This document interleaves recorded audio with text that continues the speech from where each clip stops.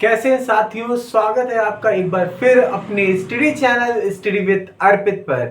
हम लोग फिजिक्स पढ़ रहे हैं क्लास 12 की और हमारा चैप्टर चल रहा है 6। चैप्टर का नाम है वैद्युत चुंबकीय प्रेरण। और अब तक इससे पहले आपको इस चैप्टर से रिलेटेड कई सारी क्लासेस मिल चुकी हैं और आज का हमारा टॉपिक है स्वप्रेरकत्व का या प्रेरकों का समांतर क्रम में संयोजन। आपको क्वेश्चन ऐसे मिल सकता है, प्रेरकों का समांतर क्रम में संयोजन या स्वप्रेरकत्व का समांतर क्रम में संयोजन मिल सकता है।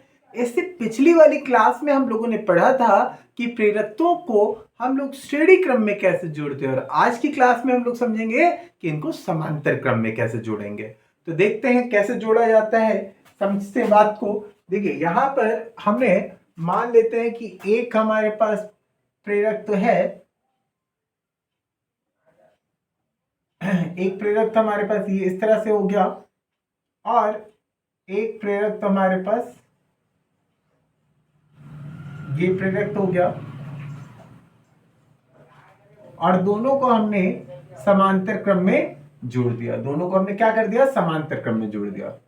तो इनका प्रेरक तो स्वप्रेरक ये L1 है, ये क्या है L2 है। ठीक है, ये क्या है L1 और L2। जब इसमें हमने I एम्पियर की धारा प्रवाहित करी तो धारा जब बिंदु A पर पहुंची, A पर पहुंचकर इसको दो रास्ते दिखाई दिए।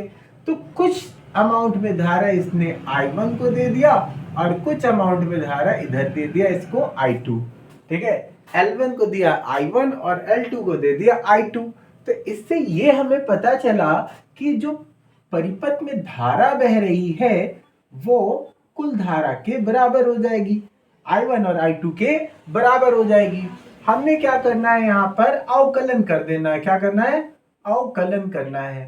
तो अवकलन करेंगे तो कितना हो जाएगा, di upon dt is equal to di1 upon dt और di2 अपॉन dt हो जाएगा। ठीक है, तो हमने क्या कर दिया, यहां पर अवकलन कर दिया।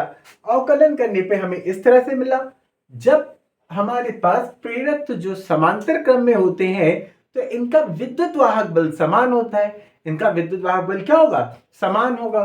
तो अगर हम बात करते हैं विद्युत वाहक बल की बात करते हैं तो पहले के लिए होगा L1 di1 अपॉन dt और दूसरे के लिए कितना होगा हमारे पास E इज इक्वल टू, ठीक है, L2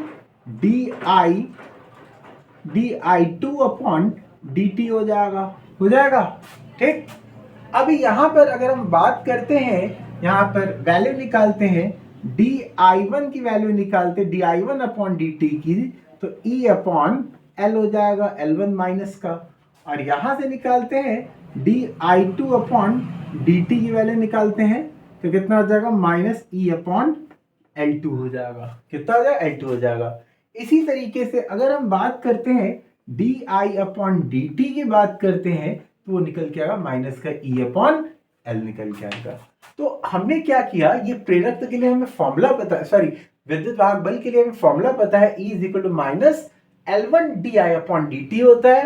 यहाँ पे E is equal to minus L2 upon di2 upon dt होता है। इसी तरीके से हम लोगों ने यहाँ पर di1 upon dt, di2 upon dt, di upon dt की वैल्यूज निकाल दी। इसको अगर हम इक्वेशन नंबर 1 मान लें तो इसके अंदर सारी वैल्यूज पुटअप करेंगे तो इसकी जगह कितना रखेंगे, E अपॉन L हमने लिख दिया, यहाँ पर माइनस का E अपॉन L1 लिख दिया, यहाँ पर माइनस का E अपॉन L2 हो गया। हाँ, तो ये हमारे पास इस तरह से कुछ मिला। अभी देखिए सब में आपको माइनस E कॉमन दिखाई दे रहा है। हाँ, माइनस E कॉमन दिखाई दे रहा है तो माइनस E क्या हो जाएगा, कैंसिल आउट हो जाएगा। बचेगा कितना, 1 upon L is equal to 1 upon L1 plus 1 upon L2 मिल जाएगा आपको। ठीक है, तो यही हमारा क्या है, समांतर क्रम में संयोजन है। क्या है, समांतर क्रम में संयोजन। फिर समझते हैं, देखिए यहां पर हमारे पास दो प्रेरक हैं L1 और L2 जिनको हमने जो है समांतर क्रम में जोड़ा है, जिसके एक सिरे पर जब कोई धारा प्रवेश करती है तो वो दो पार्ट में डिवाइड हो जा रही है। I1 और I2 में L1 में बहने वाली धारा I1 है और L2 में बहने वाली धारा I2 है। तो मतलब ये कुल धारा का मान I1 और I2 के बराबर होगा। यहाँ पे हमने दोनों का समाकलन अवकलन कर दिया। अवकलन करने पे di/dt से dy/dt से दोनों तरफ डिवाइड हो गया। अभी क्या करते हैं, हमें पता है कि जब कोई प्रेरक हमारा समांतर क्रम में होता है तो उसमें बहने उसका जो विद्युत वाहक बल होता है वो समान होता है। तो ये विद्युत वाहक बल हमने निकाल लिए। विद्युत वाहक बल से हमने di/dt की वैल्यू, यहाँ से di/dt की वैल्यू निकाल लिया हम लोगों ने। निकाल लिए तीनों वैल्यूज उठाकर हमने इक्वेशन 1 में पुट अप कर दिया। देखिए माइनस ई आपको कॉमन दिखाई दे रहा है, ठीक है, माइनस ई आपको कॉमन दिखाई दे रहा है तो माइनस ई कैंसिल हो गया। जो बचा क्या है, 1/L is equal to 1/L1 plus 1/L2। यही आपका जो है क्या है, समांतर क्रम में संयोजन है। तो आपको वीडियो कैसा लगता है आप कमेंट करके जरूर बताया करिए, और आप लोग ये जरूर बताइए कि आपको अगला वीडियो किस टॉपिक पे चाहिए। आप बताइए, उस टॉपिक से रिलेवेंट आपको वीडियो जल्दी से जल्दी हम देने की कोशिश करेंगे। आप लोग वीडियो देखते हैं लेकिन आप उसको लाइक नहीं करते हैं, शेयर नहीं करते हैं, और अगर नए हैं तो सब्सक्राइब भी नहीं करते, देख के ही चले जाते हैं। तो थोड़ा सा इतना कर लिया करिए कि आप वीडियो पूरा देखते हैं तो आप उसको लाइक कर दिया करें, कमेंट कर दिया करिए। आपके लाइक और कमेंट से ही हमें पता चलता है कि रिस्पांस कैसा है और हम उसी हिसाब से आगे के लिए मेहनत करते हैं। तो बस आप लोग ऐसे ही जुड़े रहें हमारे साथ और अपनी तैयारी को और अच्छा बनाएं। बस आपके साथ इतना ही है कि आप डेली पढ़ें, और पढ़ें जरूर, हर सब्जेक्ट पे फोकस करें, और जिन सब्जेक्ट पे आपको जो ज़्यादा डाउट लग रहा है उस पर थोड़ा सा ज़्यादा समय दें। तो आपके लिए निश्चित है कि बोर्ड एग्जाम में बहुत अच्छा रहेगा। तो आज के लिए बस इतना ही, मिलते हैं अगली क्लास में। Thank you so much.